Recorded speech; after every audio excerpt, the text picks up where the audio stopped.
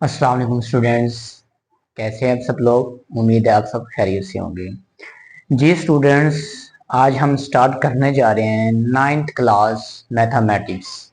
New syllabus Punjab text boards की तरफ से जो आया है, आज हम उसका पहला लेक्चर एक्सरसाइज 1.1 से स्टार्ट करने जा रहे हैं।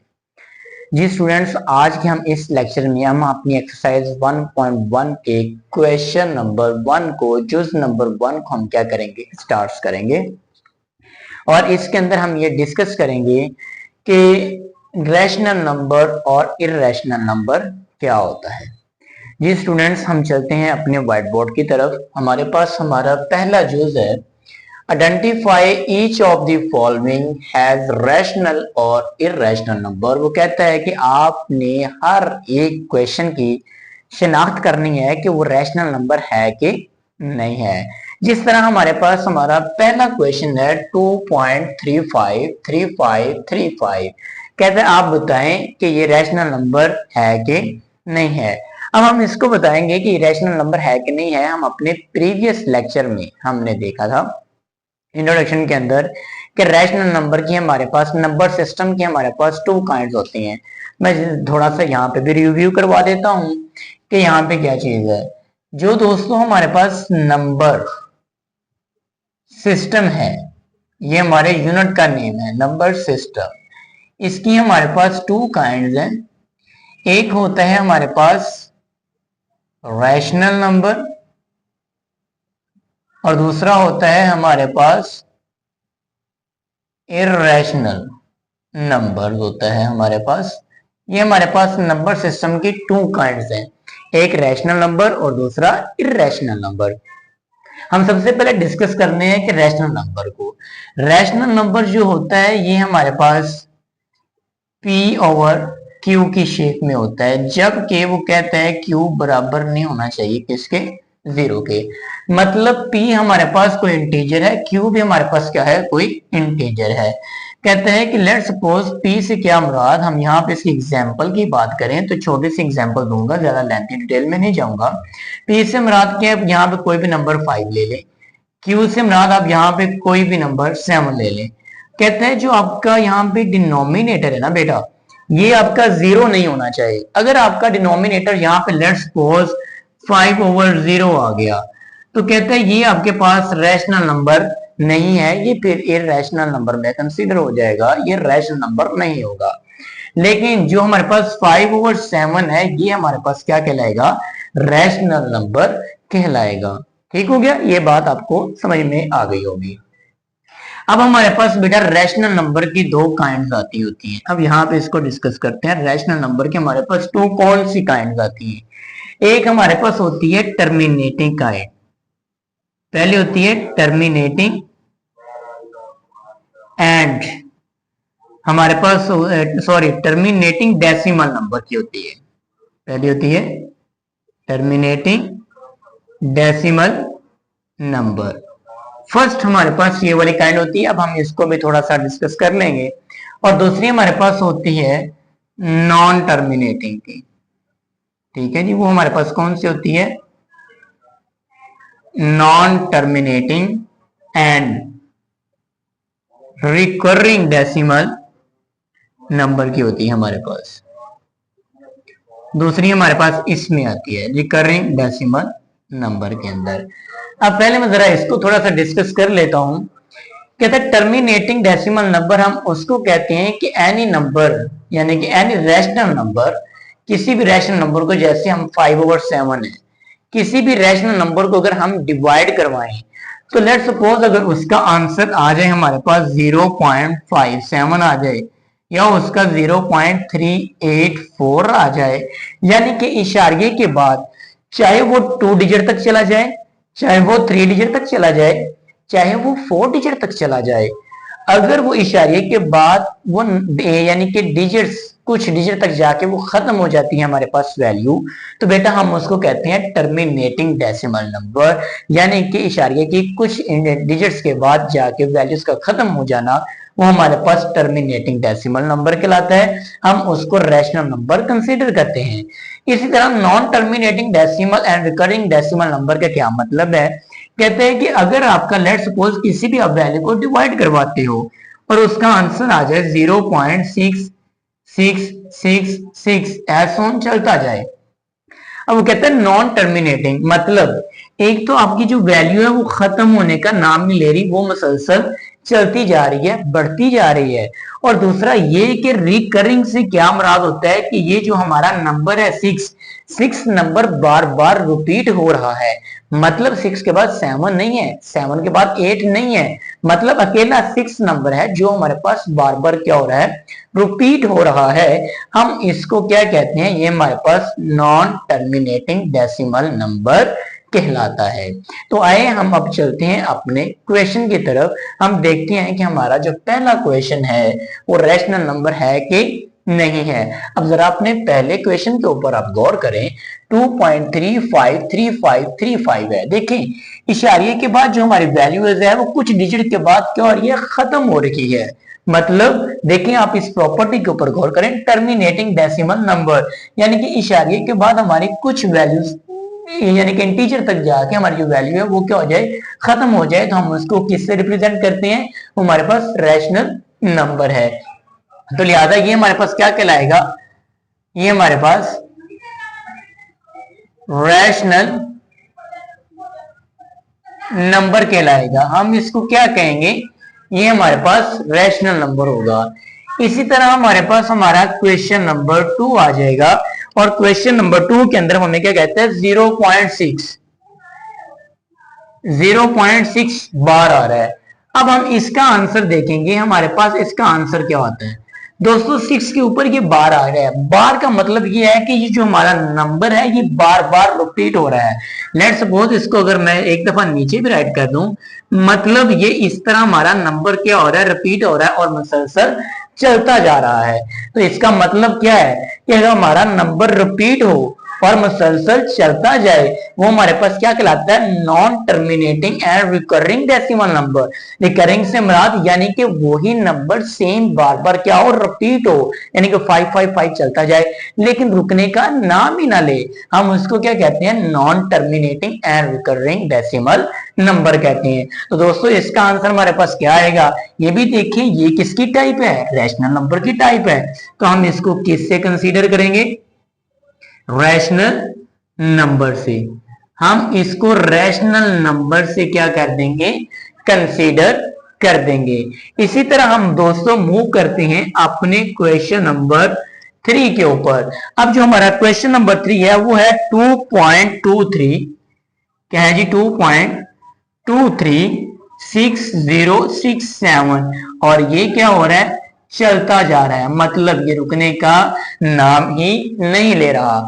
मतलब अब देखें वैल्यूज के अंदर क्या आ गया, डिफरेंस आ गया। इशारे के जो बाद जो हमारे इंटीजर्स हैं वो क्या हो रहे हैं, चेंज हो रहे हैं, मतलब इस तरह एक जैसे नहीं है। तो योर वैल्यू ना रुकने का नाम भी नहीं ले रही है। तो ये प्रॉपर्टी किस में कंसीडर होती है दोस्तों, इररेशनल नंबर में।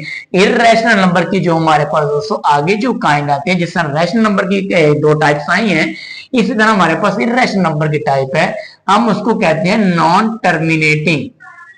ठीक है, इसको मैं टर्मिनेट कह देता हूं और नॉन रिकरिंग हम इसको किस में कंसीडर कर लेते हैं, रिकरिंग में। ठीक है, अब non terminating and non recurring से क्या मुराद है, इससे दोस्तों ये मुराद है, लेट्स सपोज एग्जांपल के तौर पे अगर यहाँ पे मैं कुछ वैल्यू लिख दूं, किसी भी वैल्यू का आंसर लिख दूं, वो आ जाए 0.7897, मतलब इस तरह चलता जाए।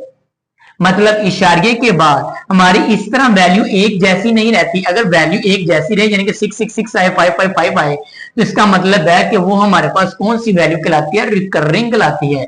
अगर वैल्यू एक जैसी ना हो, डिफरेंट आ जाए, मतलब 7 8 9 7 आ जाए, तो हम उसको कहते हैं कि वो हमारी नॉन रिकरिंग होती है, यानी कि नंबर्स में क्या आ जाए, डिफरेंट आ जाए। और दूसरी बात, वैल्यू खत्म होने का नाम ही ना ले, तो हम उसको कहते हैं नॉन टर्मिनेटिंग। वो हमारी जो वैल्यू होती है वो नॉन टर्मिनेटिंग होती है, मतलब रुकने का नाम ही नहीं लेती। तो दोस्तों इस तरह हम अपने क्वेश्चन के ऊपर गौर करते हैं, ये वाले पे 236067, मतलब वैल्यूज के अंदर भी क्या है, डिफरेंस है, डिफरेंट है। मतलब 236 यानी कि एक इंटीजर दूसरे इंटीजर से क्या है, डिफरेंस है, मतलब एक जैसा नहीं है। और दूसरी बात ये ये जो वैल्यू है वो खत्म होने का नाम भी नहीं ले रही है। तो इसका मतलब है इसका जो आंसर आएगा दोस्तों हमारे पास वो क्या आ जाएगा, हम उसको यहाँ पे लिख देंगे। ये हमारे पास कौन सा नंबर हो गया, ये हमारे पास इर्रेशनल नंबर हो गया। दोस्तों हम इसको किससे कंसीडर कर लेंगे, इर्रेशनल नंबर से हम इसको क्या कर देंगे, कंसीडर कर देंगे। उम्मीद है आपको ये क्वेश्चन समझ आया होगा। अब हम मूव करते हैं अपने क्वेश्चन नंबर 4 में। 4 की तरफ हमें कहते हैं √7, कहते हैं अब आपकी जो वैल्यू है वो किस में आ गई है दोस्तों, अंडर रूट में आ गई है। तो परेशान नहीं होना, एक जर्नल कॉन्सेप्ट देता हूं।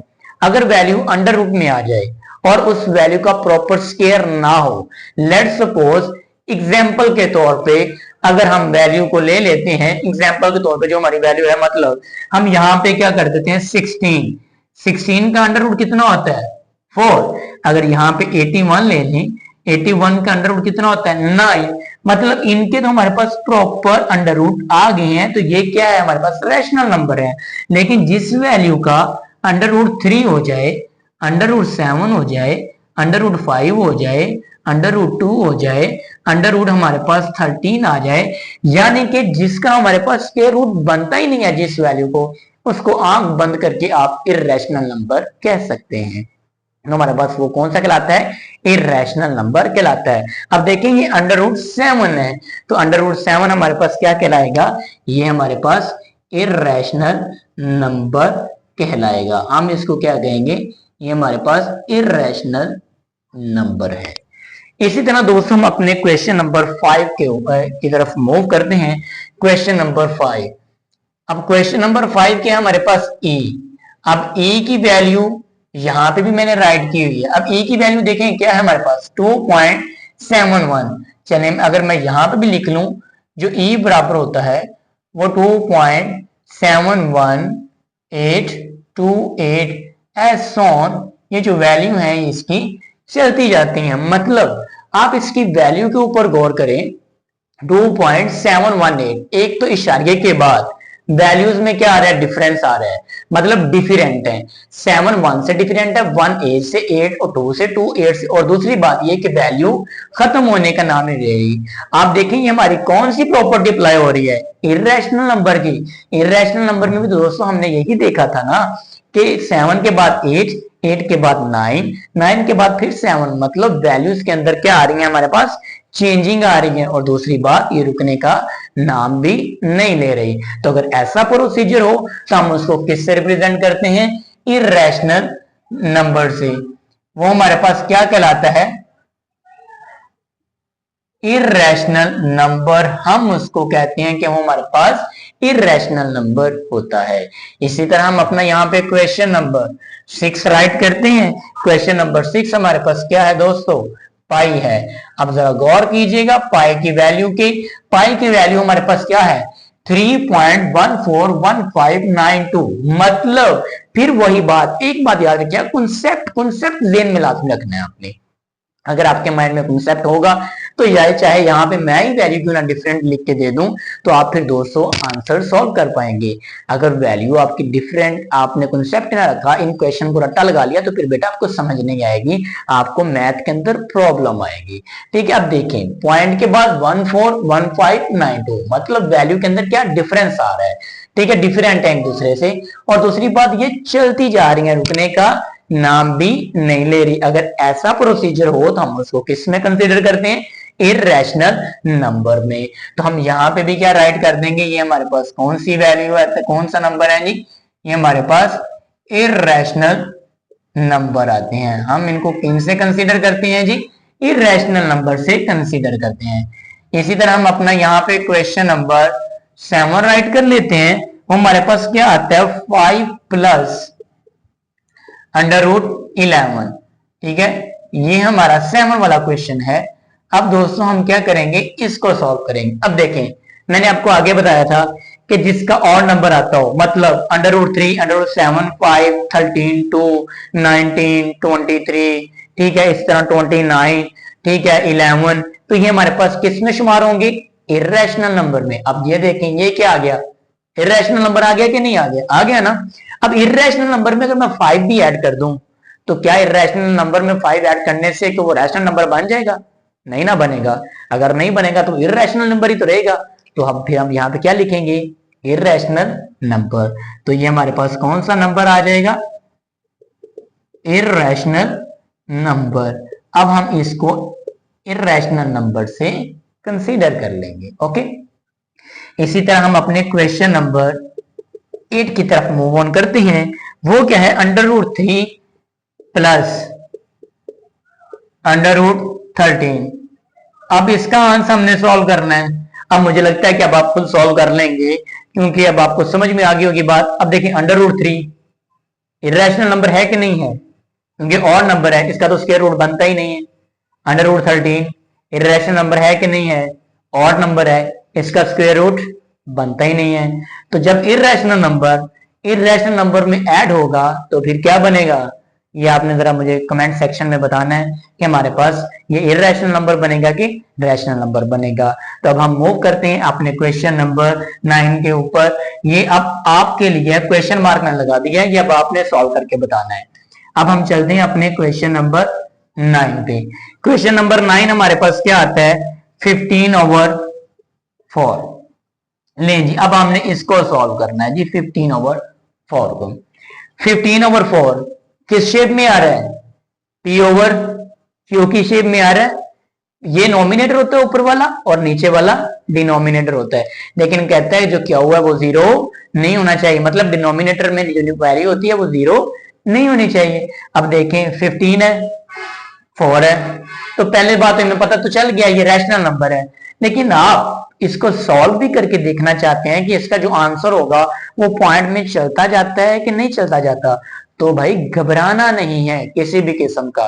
तो हमने सॉल्व करके भी देख लेते हैं। हम यहाँ पे अपना सॉल्व कर लेते हैं। यहाँ पे इस जगह पे हम यहाँ पे क्या करते हैं? 4 को बाहर रखते हैं, 15 को अंदर रखते हैं। 15 से वैल्यू छोटी आनी चाहिए, तो 4 3 12 माइनस करेंगे, नीचे क्या आ जाएगा? 3 इशारिया लगाएंगे, क्योंकि ये वैल्यू छोटी हो गई है ना, सॉरी ये बड़ी है और ये क्या है? छोटी है। इशारिया यहाँ लगेगा तो यहाँ पे लगेगा। 1 0 हम क्या करेंगे? नीचे उतारेंगे। 4 7 कितना होता है? 28। ठीक है, माइनस किया तो नीचे कितना आ गया? 2। अब फिर 0 लगाएंगे और इस 2 को हम यहां पे ले आएंगे, तो कितना हो गया? 20। 4 5 20 क्रॉस नीचे 0, मतलब इसका आंसर हमारे पास क्या आता है? 3.75। यानी कि इशारे के बाद ये हमारे पास कौन सी वैल्यू बन रही है? टर्मिनेटिंग डेसिमल नंबर बन रहा है। और टर्मिनेटिंग डेसिमल नंबर किसकी काइंड है? रैशनल नंबर की। ऊपर से तो हमें पहले ही पता चल गया था ये रैशनल नंबर है, क्योंकि पी और क्यू की शेप में है। ठीक है, हमने सॉल्व करके भी देखा तो टर्मिनेटिंग डेसिमल नंबर बनता है। तो लिहाजा ये हमारे पास कौन सा आएगा? ये हमारे पास रैशनल नंबर आ जाएगा। हम इसको किससे कंसीडर कर देंगे? रैशनल नंबर से। अब आता है हमारा लास्ट क्वेश्चन इस यूज का, क्वेश्चन नंबर 10। इसमें वो कहता है कि 2 माइनस अंडर रूट और 2 प्लस अंडर रूट। अब जरा गौर कर लीजिएगा जरा थोड़ा सा। अंडर रूट टू किस फॉर्म में कंसीडर हो रहा है? इररेशनल में ना, इररेशनल में कंसीडर हो रहा है। ये भी क्या है? इररेशनल। ये भी क्या है? इररेशनल। इररेशनल में से वैल्यू निकाल दें, चाहे वैल्यू कर दें ऐड, रहती तो वो इररेशनल है। और जब इररेशनल को इररेशनल से मल्टीप्लाई करवाएंगे तब भी आंसर क्या आएगा? इररेशनल आएगा। तो हमें इसका आंसर पता चल गया, आपको भी पता चल गया होगा, मुझे भी पता चल गया। तो हम इसका आंसर यहाँ पे क्या कर देंगे? नोट कर देंगे। वो हमारे पास क्या कहलाएगा? इररेशनल नंबर कहलाएगा। हम इसको क्या कहेंगे? ये हमारे पास इररेशनल नंबर है। ये थी दोस्तों हमारी एक्सरसाइज 1.1 जुज नंबर 1 न्यू 9th क्लास के सिलेबस के मुताबिक। दोस्तों उम्मीद है कि आपको ये लेक्चर बहुत अच्छे से समझ आया होगा। नोट करना है तो आप इसको नोट भी कर सकते हैं, लेकिन मैं आपको रिकमेंड यही करूंगा कि समझने के बाद अगर आप खुद से करेंगे तो आपको ज्यादा फायदेमंद है। दोस्तों अगर आपको मेरी ये वीडियो अच्छी लगी हो तो इस वीडियो को सब्सक्राइब भी कीजिएगा, चैनल को सब्सक्राइब भी कीजिएगा, लाइक भी करें, कमेंट भी कीजिएगा वीडियो आपको अच्छी लगी है या बुरी लगी है। अच्छी भी लगी हो तब भी ठीक, बुरी लगी हो तो तब भी बताइएगा, क्योंकि हम इस अपनी परफॉर्मेंस को क्या करेंगे, थोड़ा सा बेहतर करेंगे। और दोस्तों के साथ आगे भी शेयर कीजिएगा ताकि उनको फायदा हो सकते। तो इंशाल्लाह मिलते हैं हम अपने नेक्स्ट लेक्चर में, तब तक के लिए अल्लाह हाफिज।